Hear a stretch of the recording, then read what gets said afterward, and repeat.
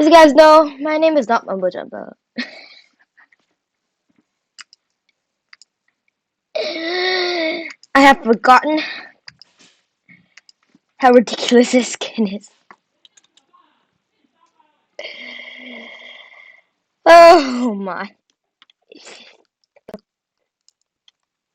So, this is a full list of all the redstone components in the game.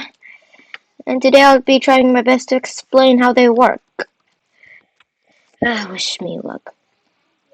I totally forgot the button. Starting with the buttons. Buttons, when you press them, stone buttons, they give off 10 redstone ticks of redstone signal, and wooden buttons give off 15 redstone ticks of redstone signal. They both give off 15 strength, and they strongly power the block that it is on, and they do not power the block that it is beside and that is in front of around it. But it can lead to redstone signals. So can we give it over it? Because I'm too lazy to place down another button. That is classic mumbo jumbo talk. And then there is this. This is the target block. Newest block on 1.16. You, depending on the accuracy, you will get a different redstone signal strength from 1 to 15. And if you get a bullseye, you actually get an advancement. And depending on the projectile that was shot at this target block, it will add another 1 signal strength for arrows and tridents. And then here's the dispenser and the dropper. They both drop items down, but the dispenser can also shoot arrows, empty buckets, collect buckets. If in front of water and has a bottle inside, you're powered, and then it will scoop up the water and put it inside of the dispenser. Same with bee nests. If you place them in front of the dispenser and then you power the dispenser while having shears or bottle inside of it, then it will either collect into a honey bottle or use the shears to shear that bee nest, but the item will get spat out. And also, it can also shear sheep now. Comparators, they can measure the amount of items inside of a storage block, and in subtract mode, it will subtract the signal strength of redstone signals going through the back of it by the ones going to the side of it. So if we have a redstone signal strength of 15 going here and 14 coming from the side, then it will have a redstone strength of 1 coming out of it. And it can also be used as a very expensive redstone dust that does not run out of signal strength, because it will if there is a redstone dust and it's powered, and if its input is 15, either if it's in subtract mode or not, it will output the same signal strength. And then levers, they will strongly power the block that it's on, but they will not power the blocks around it. Instead, they will activate redstone components like redstone dust, which will weakly power. If it's in dot form, then it will weakly power every block around except for the block that's on top of it. If it's a line, it will do all of that except for the directions that they are not facing. If it's a cross, then it's the same behavior as a dot, and you can only weakly power it, so you cannot have a redstone dust signal, a block, and then another redstone dust signal, because the signal is weakly powered. It will only get here, but what weakly powered means is that other redstone components can catch the signal, only the redstone dust can. And strongly powered means that even the redstone dust can. Repeaters, they can strongly power the block that is in front of it. And then moving on, there is pistons and sticky pistons. So I think pistons, sticky pistons, droppers, and dispensers should be in one category because they are affected by quasi-conductivity or bug powering. Bug powering is basically when a redstone signal source just has to be 1 block closer to legally power the block, then it will power anyways when it receives a block update. That means when it's first placed in the world, a block will receive a block update once it's first put in the world, or there are block changes around them. And because of quasi-connectivity, before observers were a thing, we used to use a piston, a slime block, and a redstone block. If I can find it. Ah, here it is. And a redstone block. What it'll basically do is detect any block updates because it's quasi-connectivity.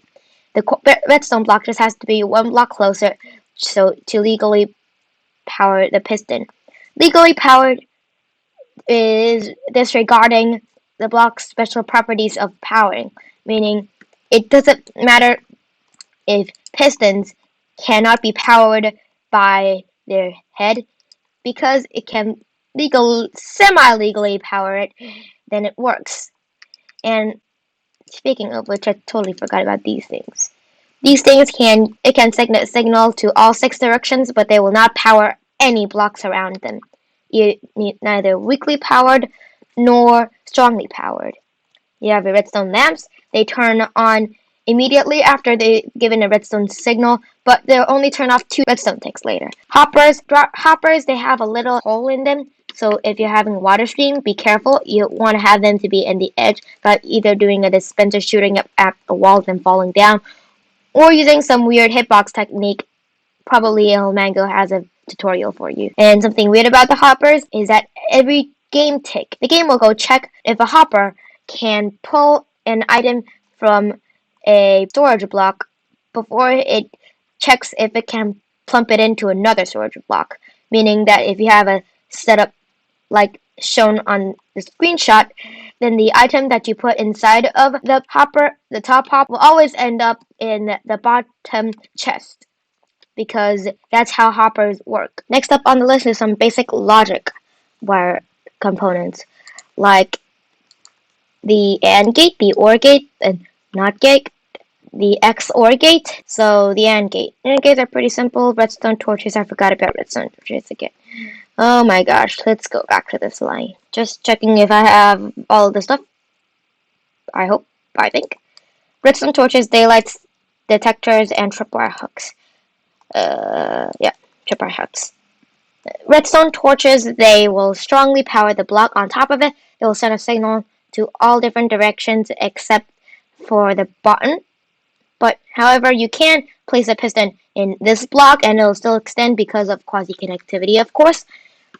And it will invert and the signal coming through where it is relying on. So if this block is powered, then this one will be off, either weakly powered or strongly powered.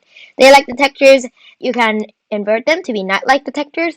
So what they basically do is that they give off a redstone signal, and the signal will be stronger the easier it can get sunlight. So if it's a rainy day, the signal will be a little bit lower because it's a clear day and there's nothing obstructing it looking at the sun. It's going to be power 15. But if we have something obstructing it like this, then the signal strength will be a bit lower, 14. And it doesn't have to have direct sunlight. All it has to do is have client light, as you can see right there, client light, and then it's 15. If we break that over there, that's going to be 14. That's how this is based off on. Because of the client light, the maximum client light being 15, and the maximum redstone signal strength being 15 as well, this is easily transferred with the daylight sensor. What is going on in the bottom left corner? What? Next up, tripwire hooks. You have to have 2 of them hooked up. Am I slowly adapting the life of Mumbo Jumbo? Anyways, you can put a string in there or connect the 2. If you try to break it, it'll also activate the tripwire hooks. But if you use shears, then you can safely harvest the string that is rigged to anything you might want it to be rigged to. And then there's some basic logic circuit like AND gates. Like that is an AND gate. What an AND gate basically is that it will have a, let's see. So this is an AND gate. The redstone lamp will only turn on when all 3 of these are turned off. This is a basic AND gate. Everyone knows how to do that.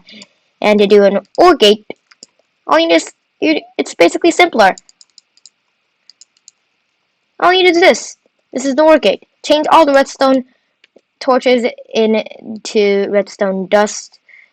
This is a problem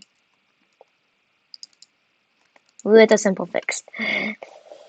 So basically turn on when we turn on either of them. And it's time for an XOR gate. If I can remember the design correctly.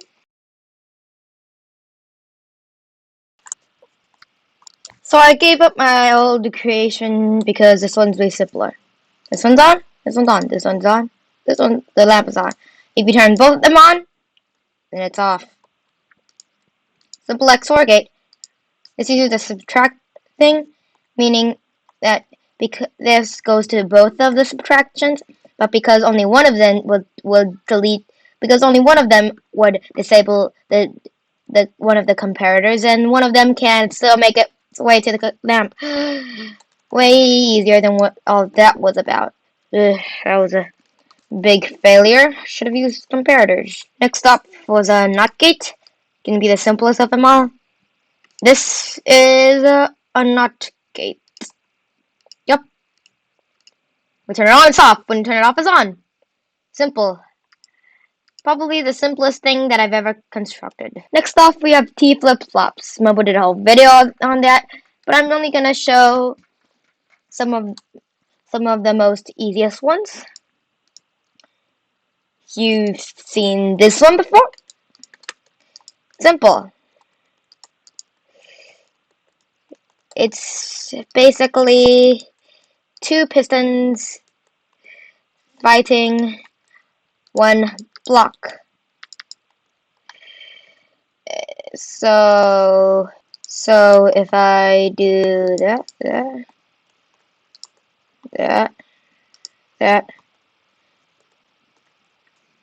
whoop button. So this is one of the types of T flip-flops. This is the falling edge type. You can make it a rising edge type by simply adding a NOT gate to it, which is what I am currently going to do. See? By adding a NOT gate to mostly all of the T flip-flops, you can make it a rising edge version. However, it does not work with other types of T flip-flops, like timer T flip-flops. What timer T flip-flops are is they have to be falling edge. You cannot manipulate them to be rising edge because the timing would be absolutely off.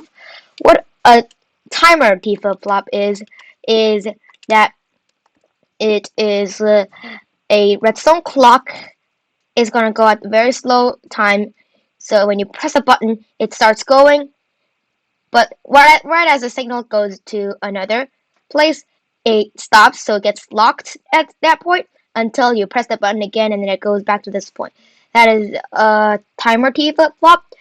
It's a little bit harder since you have to make a redstone clock, and then you have to time the circuits and everything. It's better doing a regular T flip-flop, a falling edge T flip-flop, or a rising edge T flip-flop by literally adding one of these. And by using another piston mechanic, one-tick pulses, you can make something like this. This is another simple redstone contraption to make. This is the rising edge T flip-flop. I think I constructed this wrong. Yeah, it has to have a redstone dust here. Okay, just in case you didn't know. You don't need a NOT gate. It's a rising edge T flip-flop already. It uses a rising edge monostable circuit into a piston with a power source that pushes it to here. Because of the one-tick pulse, it will not retract it back. Another example of a simple T flip-flop. And for the final contraption, it's an R-store latch. Very useful, very simple to build. Need little to no redstone. All you need is this. What is an R snore latch? An R snore latch is basically when you label two buttons. When you press the on button, it turns on. If you press the on button again, it's still on. You press the off button, it's off. If you press the off button another time, it's still off. So it's a good logic circuit so that you don't jam your redstone contraptions. That, you click it, it's on, this part is on. You click it, this part is still on, no difference. You click this, that part is on, this one is off. You click it again, that part is still on, this one is off. It's a little bit hard to explain with this kind of circuit. You kind of have to be very good at using redstone circuits to create stuff. The person who made this design is probably a genius. But there's another design that I came up with. It's a lot easier to understand for other people who aren't that technical. So this is a simple design. I'm just gonna do that. Let me that it's just a concept. I don't know if this works. Let's see. It should work. Yes. As you can see, it's on here. If I press the on button again, it's still on. If I press the off button, it's off. If I press the off button again, it's still off. And the good thing about this is because this is the other hopper is locked, you don't have to worry about timings and stuff. So this is another great option for an RS latch. I'm sure a lot of people already thought about that, but I don't care. And that is it for today's video. I forgot about this ridiculous skin again. Like, subscribe. See ya. Wow, that was a very mumbo-jumbo-y outro as well. I'm wondering,